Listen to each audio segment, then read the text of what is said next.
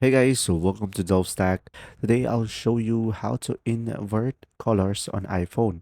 So to do this process, first things first is of course go ahead and go to your settings.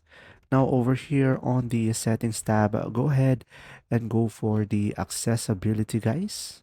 And now once you are here on the accessibility, you should be able to see here display and text size.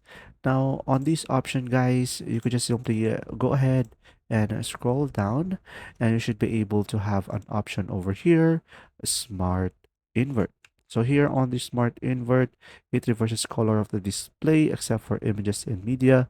And pretty much as you can see, automatically it has been changed. So you can turn that off and turn it on, and you will also have the classic invert, which from here it will look like this.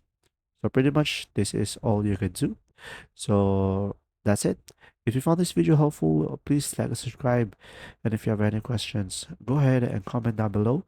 And thanks for watching guys, and see you on the next video.